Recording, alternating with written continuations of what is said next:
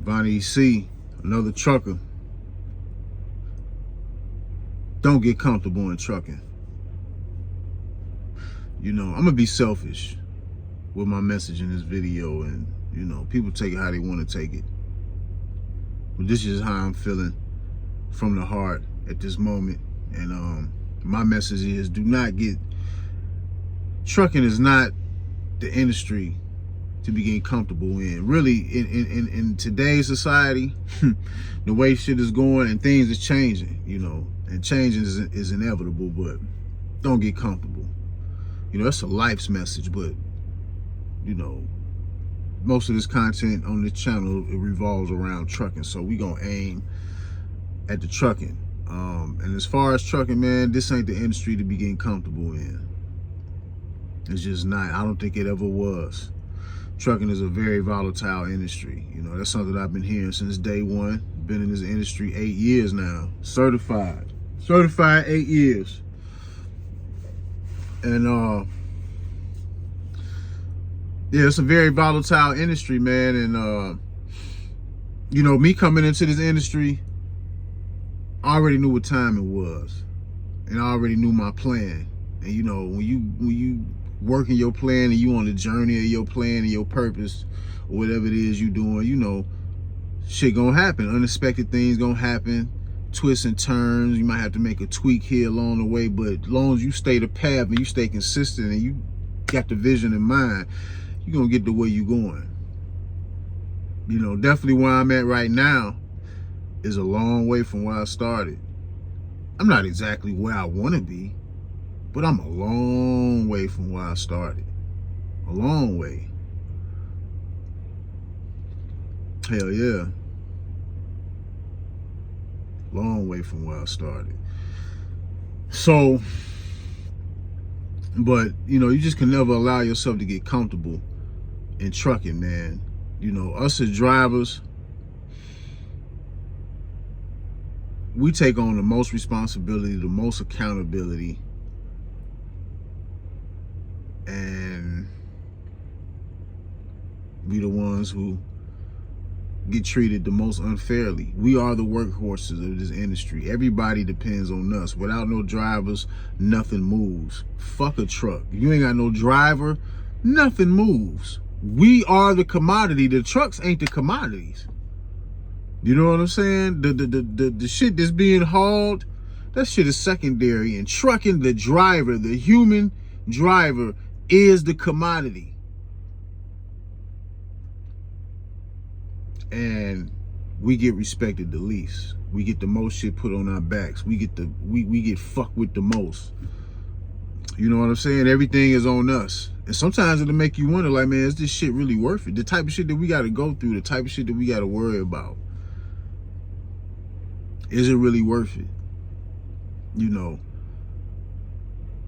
on one end, me, I talk about people taking care of their health in this trucking, but I do understand that a lot of people just don't have that mindset to take, you know what I'm saying? To have that type of discipline. I get it. I'm not really allowing no excuses, but I do understand it because everybody don't have the same kind of mindset. So I can understand the average person that get into trucking, how, you know what I'm saying, some people can slip and let their health fail them from trying to be dedicated to this shit, because this shit does not allow a normal lifestyle, a normal schedule for a person to comfortably take care of themselves. You know, in order to take care of your health in trucking, you have to be you have to do that shit with intent. You know what I'm saying? You have to have discipline to take care of your health, and to be in trucking, you have to have discipline. A lot of people don't have that discipline. You know what I'm saying? So trucking is tough. It can be tough, man. And then, like I say, it make you ask you, is it really worth it? You know,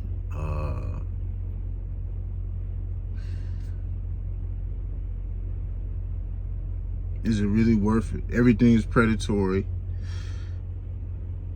Everything is predatory. You don't really hear about a whole lot of fairness going on in trucking. I hear about more predatory situations than I hear about shit actually being fair. And nobody's gonna save us. Nobody's gonna save you. We all have to think for ourselves as individuals.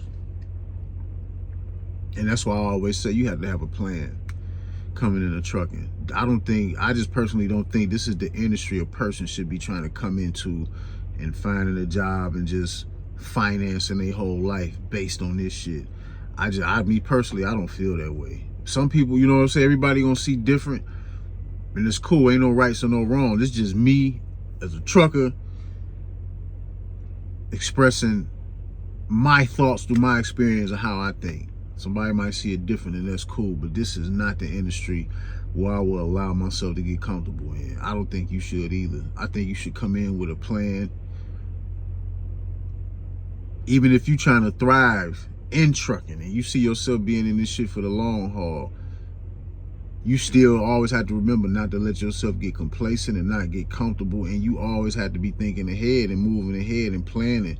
And one of the most important things about maneuvering in this trucking industry and never getting complacent is stacking your bread and using your money right. Having your money right in trucking gives you leverage. It gives you leverage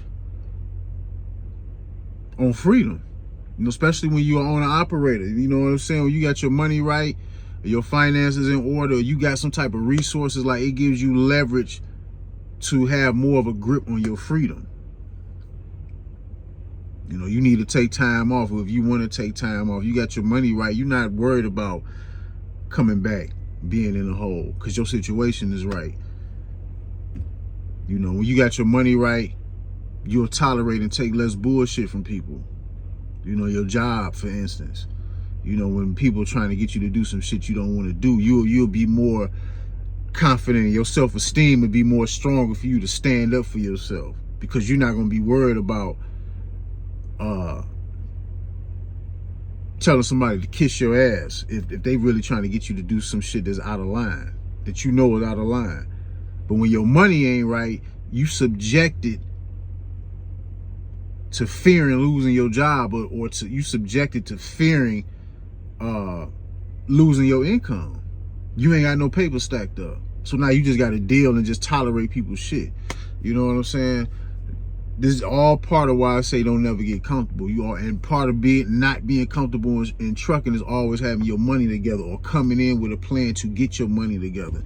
This is why I've said before, even being an owner operator, every owner operator's first goal should be to stack 100 bands. That should be your first goal before you get anything, any fancy car, anything, any luxury item, jewelry, designer, none of that bullshit. Your first goal should be trying to stack to 100 bands before you do anything.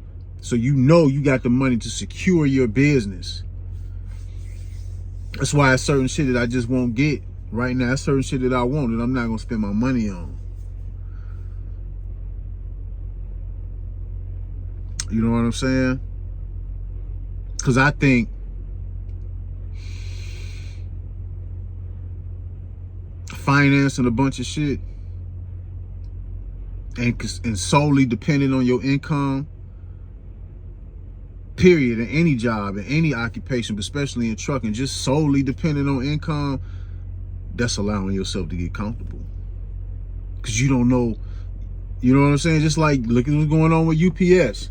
The last I heard, they talking about laying off 20,000 workers and shutting down so many facilities now. You know what I'm saying? I don't know what's the latest news with that, but okay, so we facing some layoffs with that. But at one point in time, UPS was considered a meal ticket for drivers. You get into UPS, you set. You know what I'm saying? I've been hearing that shit all my life about UPS. Where I'm from, Northwest Indiana, Chicagoland area, for the average worker, getting into the steel mill is the meal ticket. Once you get into the steel mill, ain't nowhere else to go. You know what I'm saying? That's up for a lot of people. For people who just want a good job and they want to work till they retire, steel mill along the Rust Belt in the United States is the meal ticket. And just like in trucking, getting in at UPS or working for FedEx, or especially UPS. I always heard UPS was the meal ticket. You get in UPS, you straight, but look what's going on. You know what I'm saying? So imagine how many people's finna be fucked up, or how many people allow themselves to just solely depend on income. So they got all this shit financed. They got a house mortgage. They got car notes. Their whole life is based on shit that's financed.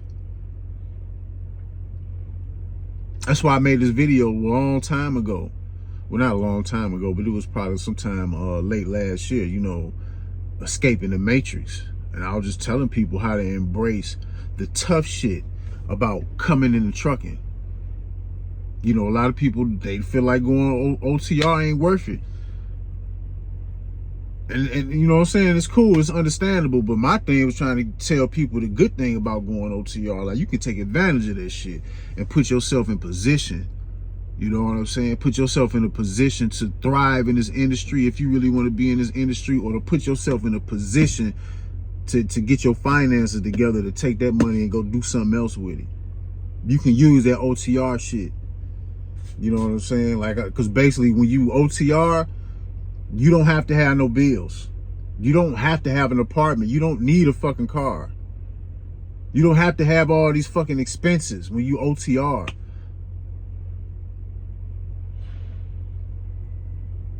So it's different ways to go about looking at things in trucking. But you look at it how you want to look at it. You know what I'm saying? Everybody got their own mind. Everybody think they want to come into trucking and be a boss. Being a boss ain't for everybody. Like I always say, man, it's easy to, yeah, just because it's easy to get a truck don't mean it's going to be easy for you to be a boss.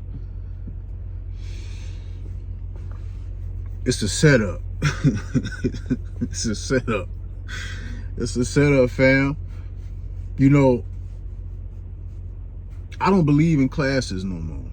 You know, you got the low income class, and you got the middle class, then you got the wealthy and all that. I don't believe in classes. I don't believe class separates people. Mindset separates people. I don't do classes, because a person that come from a low income class, they can change their mindset and grow up out of that shit. How many people have we seen do that? Plenty. You know what I'm saying? People we see in entertainment are just people that famous, or people that's, you know, known business people that we idolize or we know of. People do it all the time. So just because you born in a low income situation, and you're classified, does that mean you have to stay there? No. It's all about the mindset. So I don't believe in classes. I don't believe in that shit. The middle class. I don't care about none of that. It's mindset. Mindset separates people. So it's all about the mindset you come in this trucking shit with. And I believe the good mindset to have with this trucking is to never get complacent and never get comfortable with this shit. It's a lot of people who thought them UPS jobs were gonna last forever. You know what I'm saying? Even me being in tanker hazmat. This shit ain't safe either. Ain't nothing is safe. Nobody's safe. Nobody.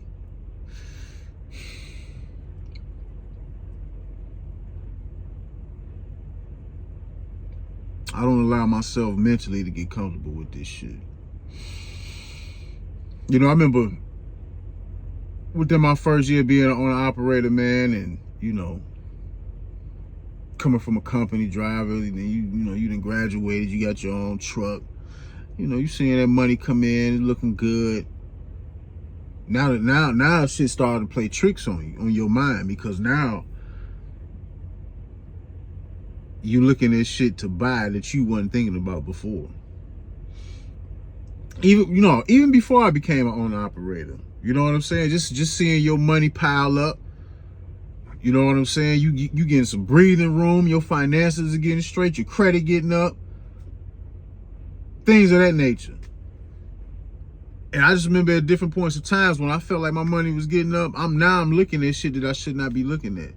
You know, when I'm on my 10-hour break, kick back, relaxing in the truck, what am I looking at? I'm on Google looking at designer shit. Looking at Saks Fifth. Looking at Bloomingdale's. looking on all these sites at all these designer clothes and shit. And I had to catch myself. I had to check myself. Like, man, what the fuck is you looking at this shit for? Like, and most of this shit is ugly anyway. You know what I'm saying? A lot of that shit. And, you know, your money start getting up to a certain point, and you know what I'm saying? Now, you feel like you can spend $1,000 on a pair of shoes, but I never did it. You know, I stuck to the script, but because you start feeling like, man, I can afford this, I can afford that. Like, gotta stick to the script, fam. You know, even within my first year being an owner-operator, man, I almost got a Range Rover. Sure was thinking about it. Yeah. And I stepped out of where I stay, and I'm looking around in my neighborhood, which is a decent neighborhood. It's not an A+ neighborhood, you know, for people that do real estate. You know, a lot of real estate investors, they grade neighborhoods. You know, A neighborhood, A+, A-, B+, whatever, so on, such and such. You know, my neighborhood is not an A+ neighborhood, but it's probably like a B-, C+ neighborhood. You know what I'm saying? It's peaceful, it's quiet. You know, none of my mail has ever been stolen, type shit. So, you know, it's a decent neighborhood, and it's very peaceful, very peaceful. But I looked around one day. I'm like, damn, everybody, you know, got regular cars. It's just a regular working class neighborhood. It ain't really too much fancy shit going on around here. So it made me think, like, who am I to have a Range Rover parked in my driveway at this point in time right now? You know what I'm saying? Even though on one end, I should not give a fuck about what other people think. This is what I'm doing. This is what I'm earning. But on the flip side, you know what I'm saying? You got to play chess in a sense. And me, I don't necessarily need extra attention. You know what I'm saying? So I had to think twice about making that move. And overall, it just wouldn't have been a good financial move. It would have been a dumb move. Dumb. So I didn't do that. And, you know, I decided to get something that was more modest and efficient because I needed a car. Because the car that I had, I didn't never believe in getting no car notes. I was always against car notes. I just got to a point like, man, the way my life is designed, I ain't got time to be going back and forth to the mechanic, going to this mechanic, and I ain't got time for this shit. I've been going through this shit since I was 16.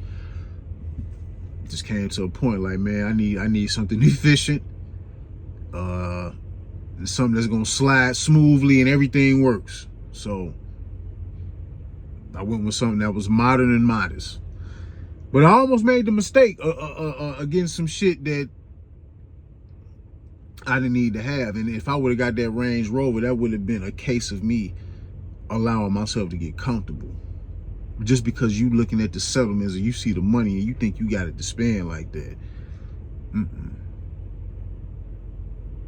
It's like Pac said in Juice, you got to get the ground beneath your feet, partner.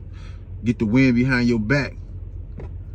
And a lot of us, we do shit before we get the ground beneath our feet and the wind behind our back. And we put ourselves in a position to be dependent on shit that can change up on us at any time. Depending on the job. Ain't nothing wrong with having no job. I tell people all the time, if you watch my videos, I speak highly of being an employee driver.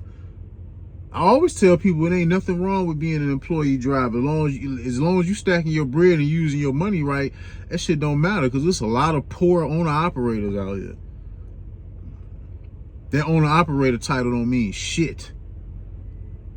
Okay, you a lease operator, yeah, but you keep leasing trucks and they never own shit. What the fuck does that mean? It don't mean nothing. You know what I'm saying? So I always say don't get caught up in titles, but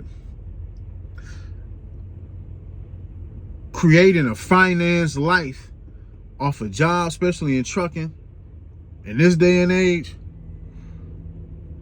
you know, you get a decent job and you're getting paid, so now you done finance shit. Now you are completely subservient to that income to furnish your life or to pay for your lifestyle. And that way, when some shit go wrong or some shit gets shaky, your shit is shaky. You ain't got no ground to stand on. You know what I'm saying?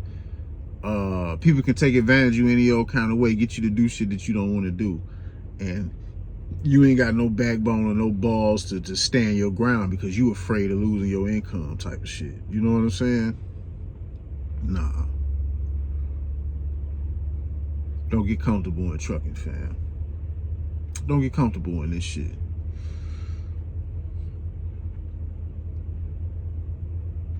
I've made mistakes, but I've done some things right, though. Definitely done some things right. That's why I'm still here. You know what I'm saying? And not definitely not tooting my horn, because in the sense, you know, me always looking at analyzing myself and looking at things in retrospect. This is how I keep myself in check. You know, keeping myself humble. How can I say it? Because sometimes people want you to be humble so they don't feel bad about what they shit, you know, about what they got going on. I'm not talking about being humble in that way, but just always knowing that there's room for growth.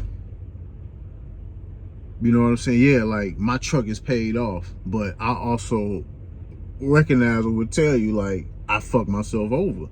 I paid too much for this truck. So it really ain't nothing to brag about. That's how I keep myself in check. That's how I keep my ego in check. Because you got a lot of people, you know what I'm saying, they'll brag about, my truck paid off, my truck. Yeah, you know what I'm saying, my truck is paid off, but I played myself with the decision that I made when I got this truck. During the time that I got this truck, what I paid for it, But we live and we learn, you know what I'm saying? Nobody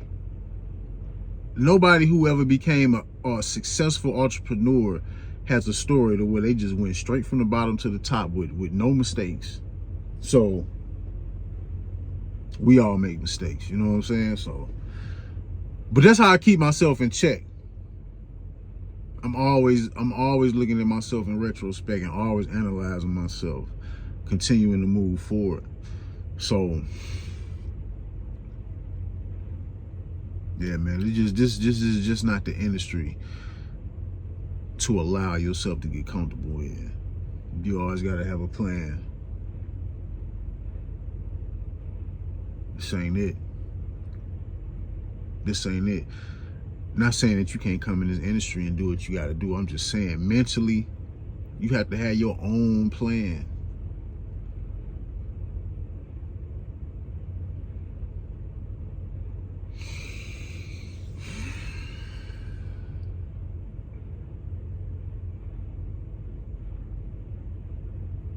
Yeah, you gotta have your own plan, family.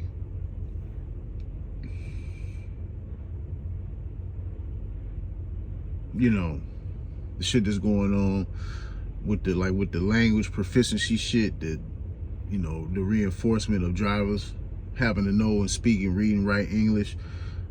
You know, I don't know. You know, seeing, you know, a lot of drivers, American drivers, you know, a lot of people was hoping that a lot of people was hoping that could clear up some space, you know, so the demand can go up a little bit, and you know, maybe some rates will go up with what people hope, you know what I'm saying, the end result of that would be, you know what I'm saying, start cracking down on people maybe. But in my mind, I'm not dependent on that, you know what I'm saying? You know, foreigners have been a big issue as far as talking to community. Foreigners seem to be the problem for a lot of important things, you know, safety, the money being fucked. But people say foreigners is fucking up the money. I can buy that a lot of foreigners is taking cheap freight. I buy that. But what I don't buy, and I just got to keep it 100, what I don't buy is just making it seem like it's only the foreigners that's reckless out here. Nah. Recklessness come in all shapes and forms. You know what I'm saying? American drivers are reckless as hell too.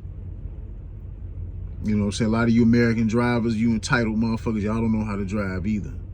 Y'all just as bad.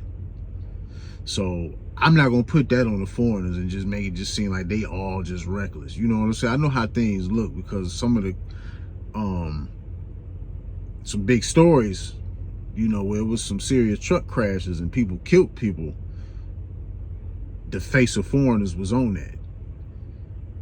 And it just make it look bad, but nah, they not the only ones.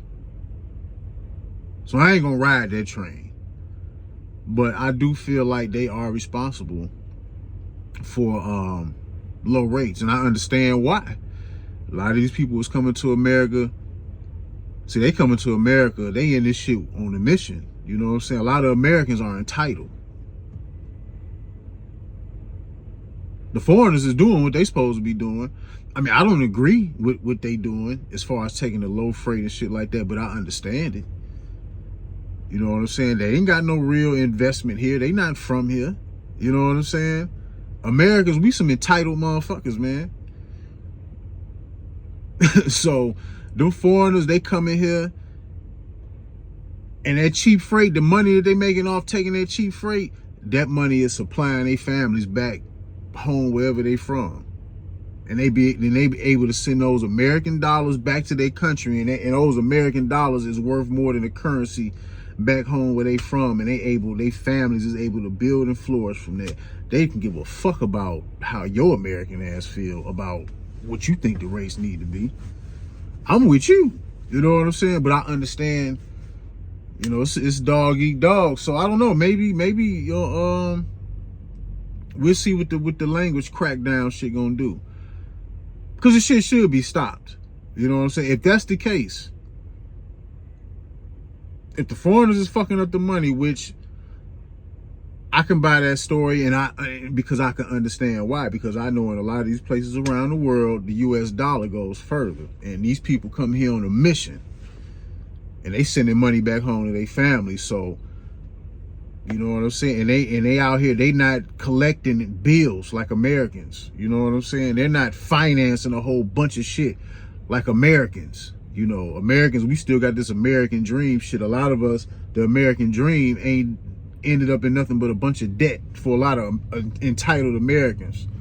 So really, a lot of these foreigners, they come in here doing the right shit, but it's just fucking up our shit. It's like, all right, man, y'all, you know what I'm saying? So I don't like it, but I get it. I get it. The foreigners, man, they not worried about trying to keep up with the Joneses. They don't give a fuck about no Mopar car. They don't give a fuck about financing. They don't care about none of that shit. They will live in their trucks and make that money and send that shit back home. They got a different type of mission. A lot of them. So, but as far as for the American worker, I'm for the American worker. So if that crackdown is gonna help us first, you know, because it's America first.